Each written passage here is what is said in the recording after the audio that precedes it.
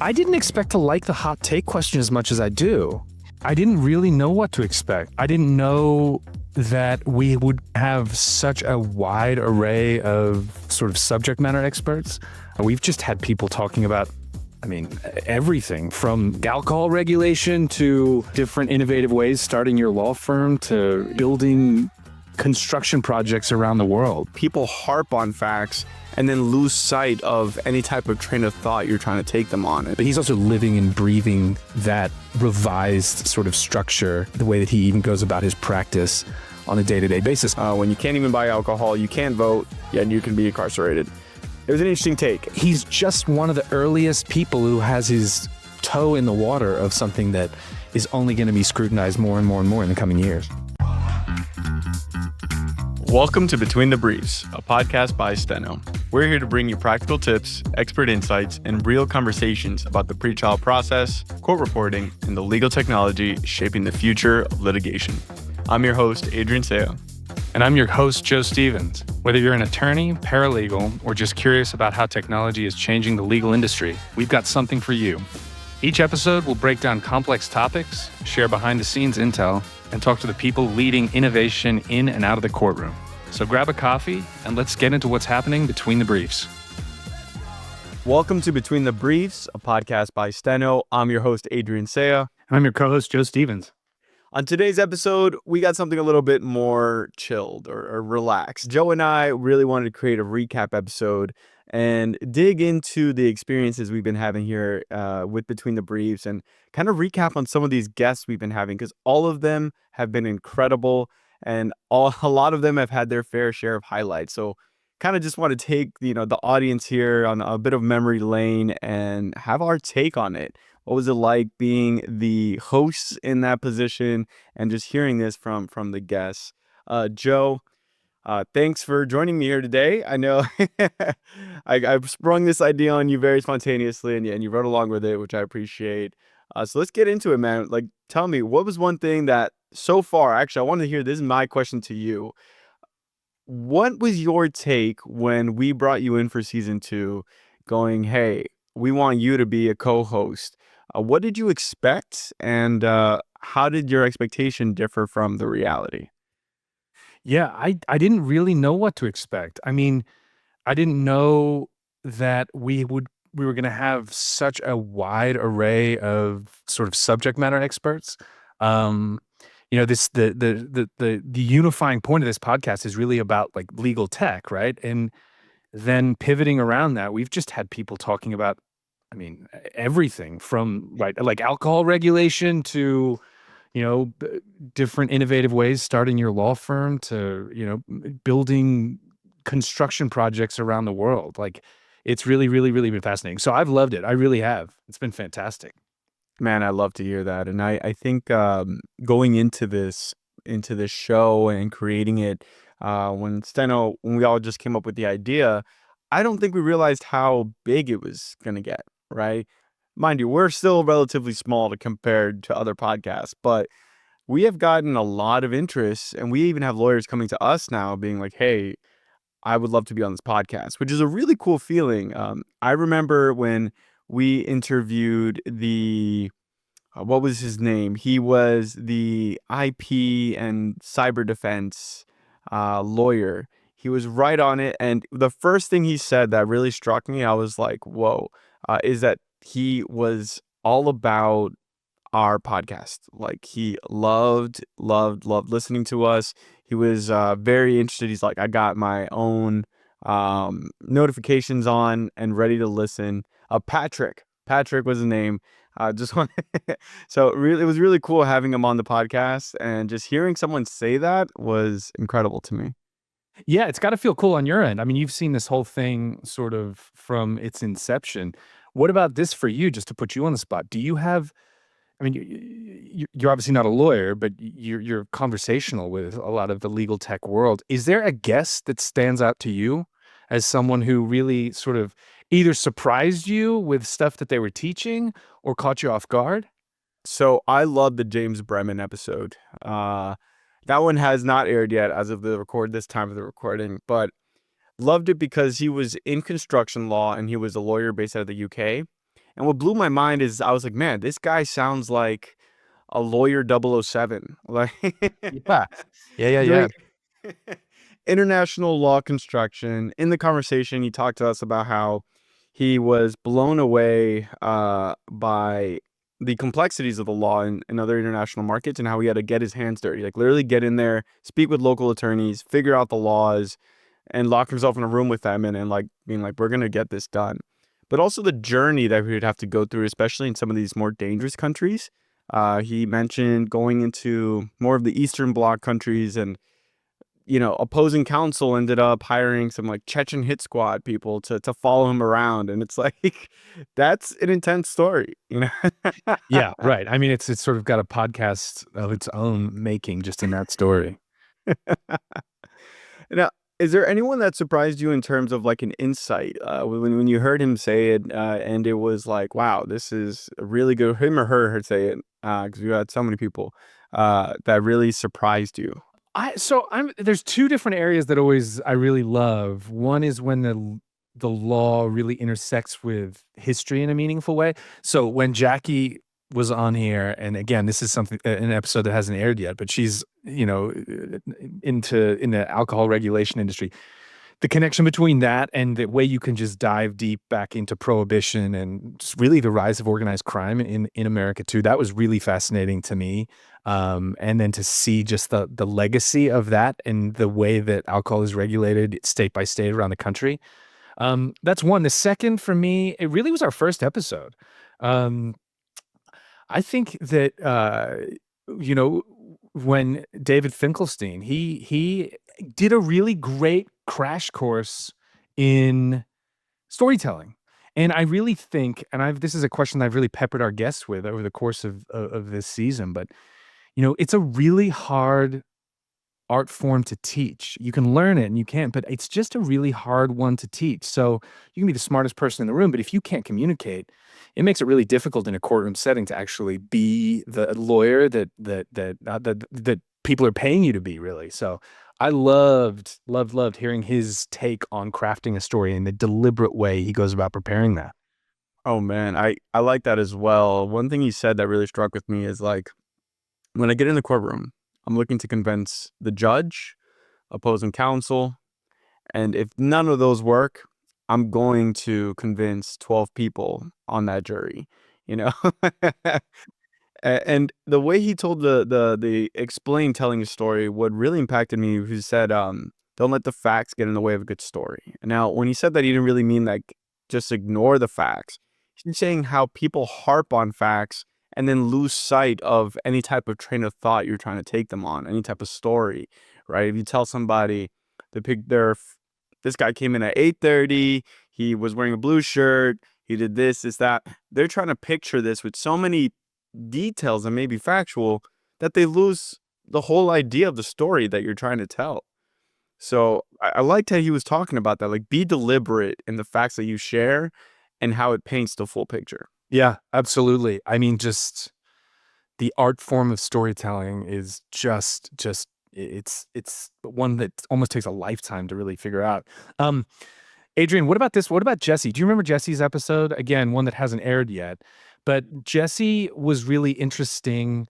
Um, we got into a really cool conversation with her about how her like culturally she was a first generation uh, basically law grad, and she's working at this incredible law firm now, and she really dived into sort of like the experiences that she'd had growing up in a small community and what her mom had done, and like starting this library and all the service aspect of being an attorney. I wonder like how that one stuck out to you, because it really ventured outside of just her practice area itself. It shows me that I feel like some people are kind of destined to be lawyers. And what hearing Jesse's story about how she was always kind of argumentative in the best way possible growing up, really seeing how hardworking her mother was, it kind of really encouraged her and pushed her into the path towards law very naturally. It wasn't something that had to be like artificially pushed on her or like from a third party pushed on her. It they kind of solidified my belief that it just kind of happens. You're kind of made destined to be a lawyer in some way, right? And by fate, you end up being a lawyer. And the ones who really embrace it, I've seen really love their careers and just are fascinated by the law. Yeah, absolutely. Yeah, it was really that her insight into that and just how she truly believes in the work she's doing and almost feels like tremendously grateful to have the opportunity to do it was so powerful to me. Definitely. What do you think about Alex Shahrestani?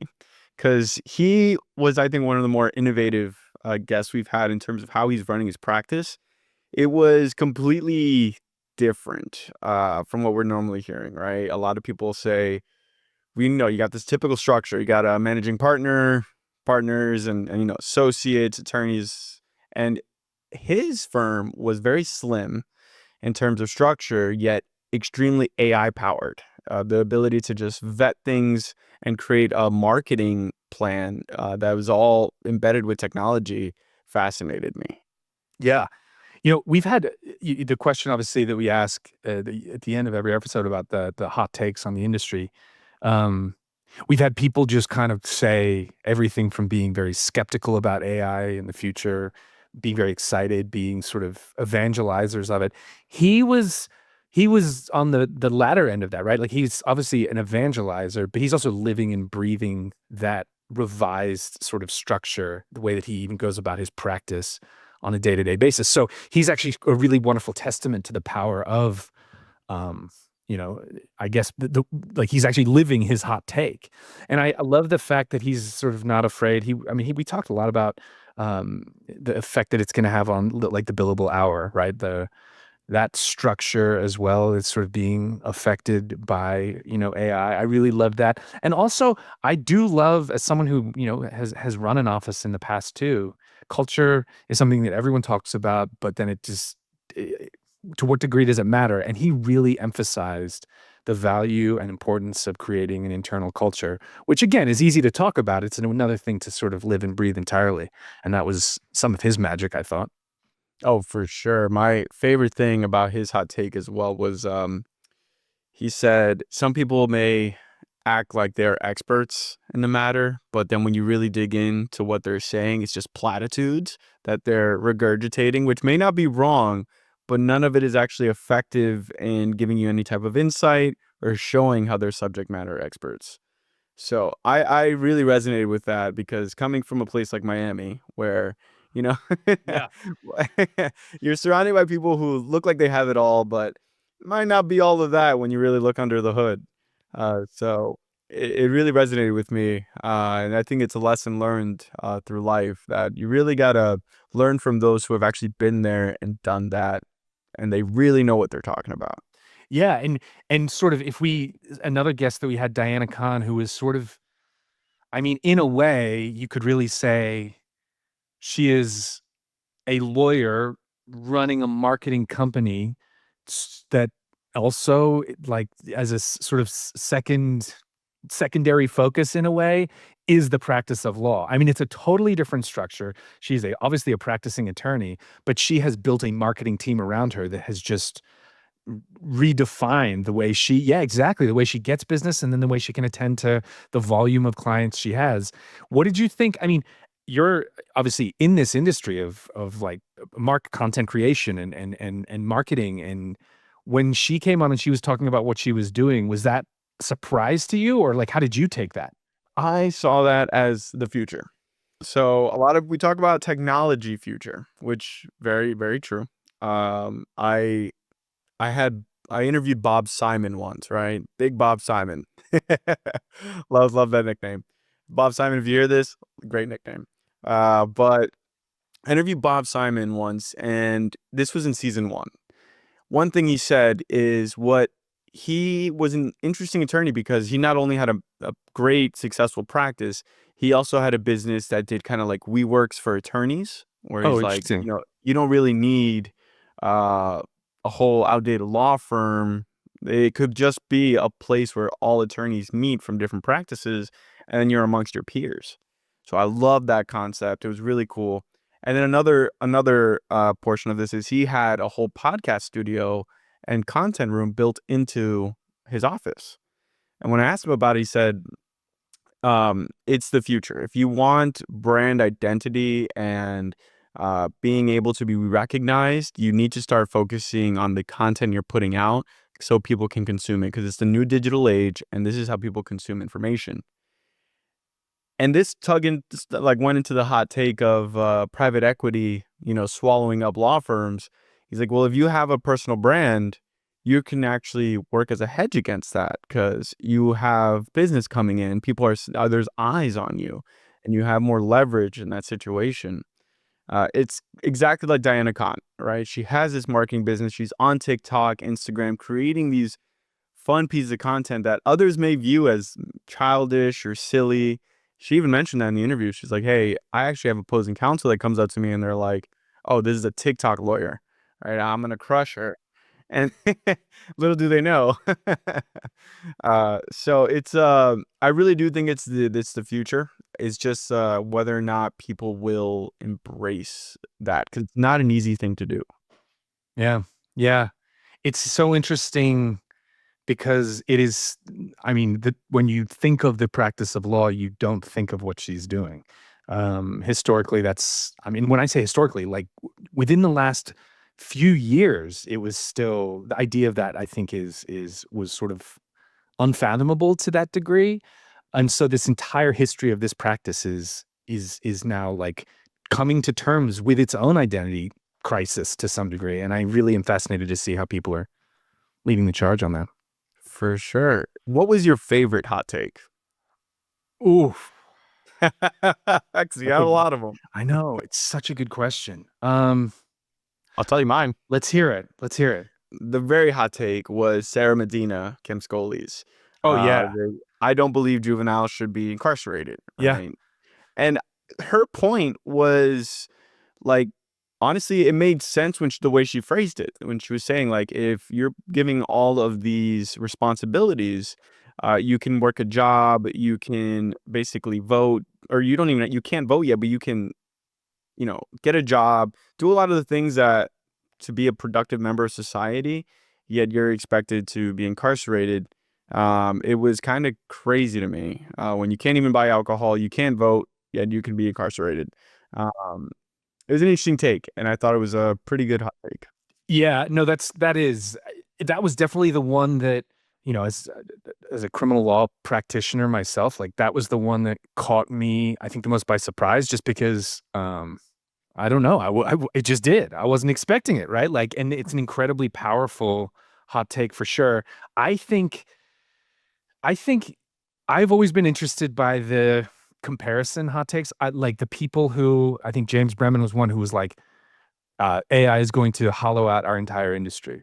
And then we had other people who basically were saying this is going to be a revolutionary, important, like game changer for the industry. If you're not embracing it, like you're going to be left behind. It's only going to empower people even more. So we've had the entire spectrum of hot takes when it's come to the effect of AI on the legal industry. So that was really interesting. I will say this, maybe another random surprising one was Jesse's. Jessie is a relatively young practitioner. I mean, she's a newly minted partner, so she's been a little less than a decade, as I recall. Um, but she was like, everyone needs to get back in work in an office. Like this is, she had a couple, and she was also one of our more sort of AI skeptics. Like I have a skill set. I want to make sure that I vet everything, and I want to, I'm going to phase it in where I see fit. So I guess I wasn't expecting someone of her practice level to have those opinions that we tend to associate with a practitioner from like the mid 90s, maybe, or early 2000s. You're right. Because we immediately assume that everything is going to go more digital. But there are people that truly do believe the best type of working happens in person. And I do think that could be true for some industries, and a lot of them I don't think so. But it is a hot take, and that is a hot take. It is a hot take. Well, here's one for you. We haven't talked about him yet. Daniel Schwartz. In a way, I mean, he was our absolute most academic that we had. And we were talking about the content that Diana Khan is creating. His content is the polar opposite, right? Like his content is traditional legal scholarship. I would love for two questions for you on him. What did you expect from that episode going into it? And then how did you feel that it played out? What was your takeaway from that episode? So what I thought was interesting about Daniel Schwartz was how we see AI developing so fast, right? Yet I never stopped to question who is the person behind the academia in regards to tech, to AI. Because it almost seems like the ones in charge of that would be the own internal teams of the companies developing the AI, right? Like, here's an example. I would expect any type of academia around AI to come from OpenAI releasing a statement saying, oh, we ran all the calculations of this model. This is what we came out, because they have the infrastructure.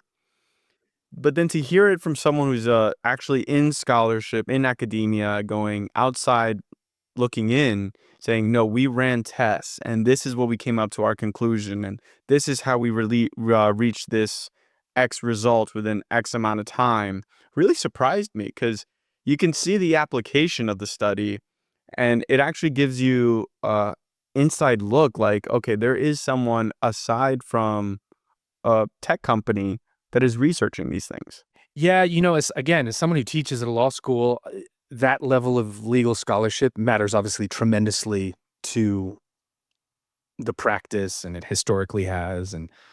But I mean, if we're also being honest, I can't imagine that you or any of the guests that we had on have like law review journals by their bedside table, right? Like doesn't tend to be what we think of as the most captivating content. But what was really interesting to me about that was that it actually was incredibly interesting because not many people are coming out with that level of detailed study as it pertains specifically to the practice of law.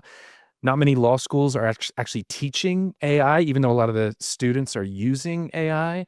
I'm interested, like faculty skepticism around it. He's just one of the earliest people who has his toe in the water of something that is only going to be scrutinized more and more and more in the coming years.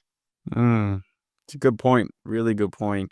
It reminds me of the Patrick Austin episode. So, because he actually he used to work for the Justice Department, and he was able to figure out essentially the Freedom of Information Act and deciding, what should be released as a security measure in cybersecurity.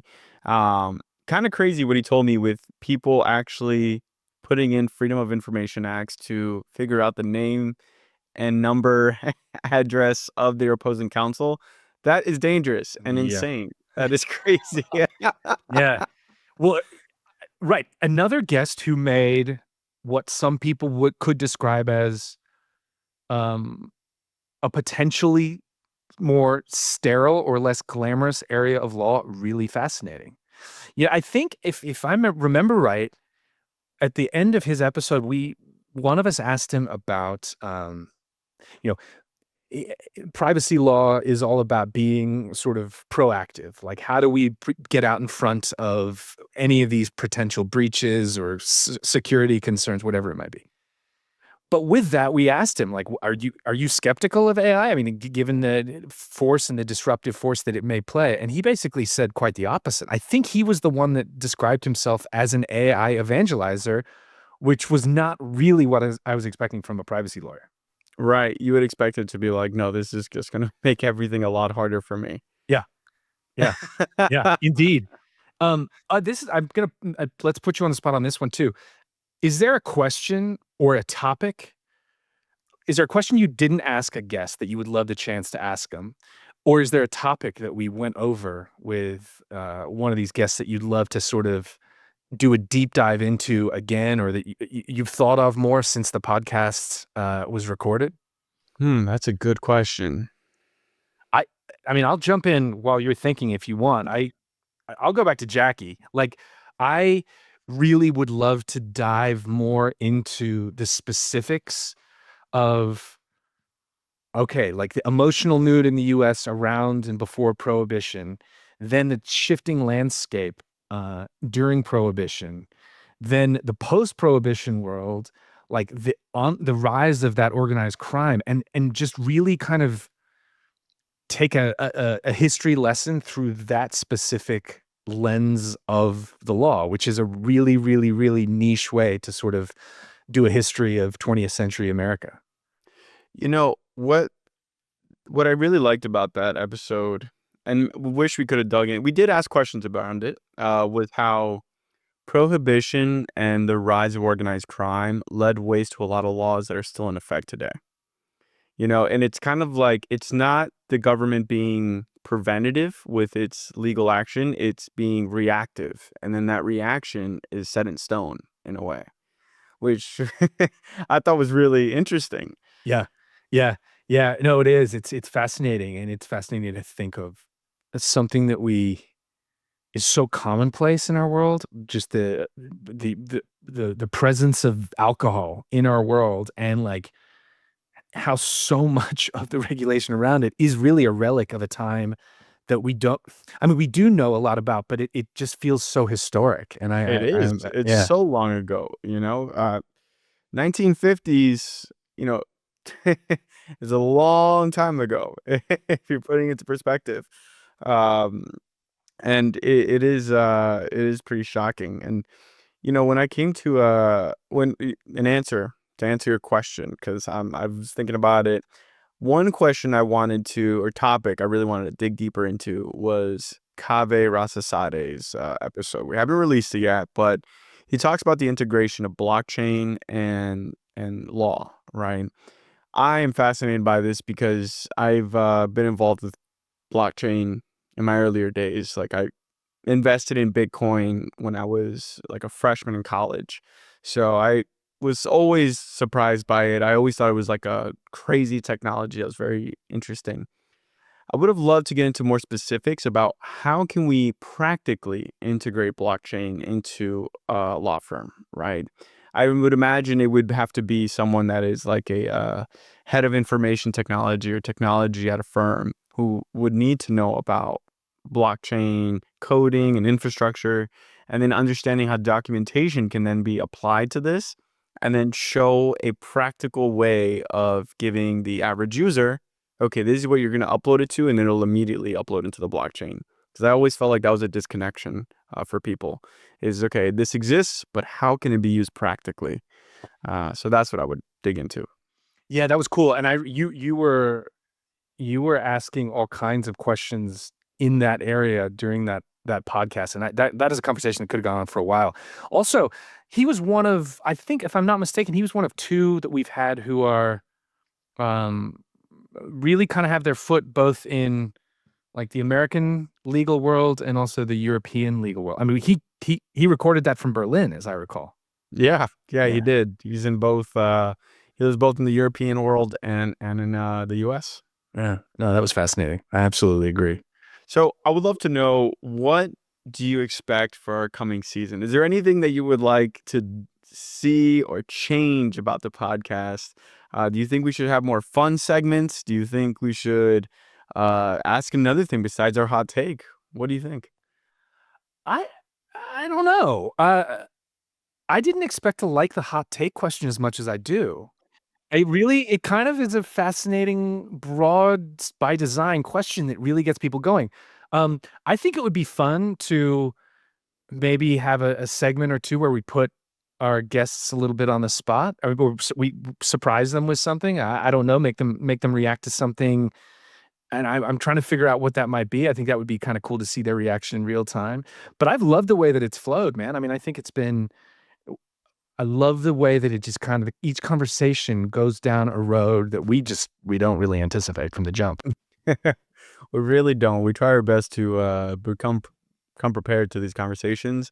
And even though we are very well equipped with the information, it never quite follows that structure, which I actually do love about the podcast itself. Yeah. What is there any subject matter you'd be interested in exploring more?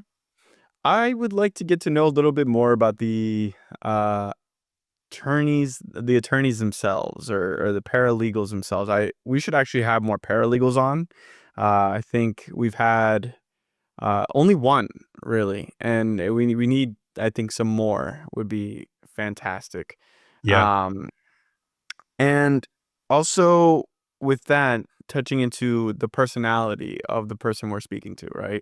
We talk a lot about their experience, who they are, but what's one of their favorite memories, right? Maybe something a little bit more personal, something more story-based that can really involve our viewers. Yeah, that's a great idea. I think that's a great idea. I'd also love to see like get a judge on, or Oh, that would be cool. yeah, something like that would be a lot of fun, I think. Yeah, no, I think you're right. I think it would be fun to sort of peel back the curtain a little bit behind. We did that with Jessie, right? We got into that quite a bit with her about, outside of, and remember she was talking about, did she teach Pilates? Yes, she talked about Pilates. Yeah. And working as a bartender and like the things that she's learned from that. I mean, it was just fascinating. So yeah, I think more of that would be interesting too. I think so as well. Well, this has been a fantastic recap episode, and I would love to hear from our audience. If you guys are listening to this, give us a follow on LinkedIn, Adrian Saya, Joe Stevens, and shoot us a message. Say, hey, we love the podcast. Would love for you guys to touch on this topic. You would like to see this segment, learn more about X, Y, or Z. We would love to hear from you all. So, as always, thank you for tuning in. I'm your host, Adrian Saya. And I'm Joe Stevens. And we will catch you on the next one. See you soon. Up next on Between the Briefs. When I was in law school, I couldn't get a job. I had 882 resumes that I sent out. You didn't do it by email back then. You actually sent the letters. I got 11 job interviews and I got 2 job offers. Stay tuned for the full interview coming to you soon. Between the Briefs is brought to you by Steno. To find out more about Steno and how we combine exceptional court reporting and litigation support services to deliver a superior litigation experience, visit steno.com. That's STENO.com. And then make sure to search for Between the Briefs in Apple Podcasts, Spotify, or anywhere else you get your podcasts, and click subscribe so you don't miss any future episodes. On behalf of the team here at Steno, thanks for listening.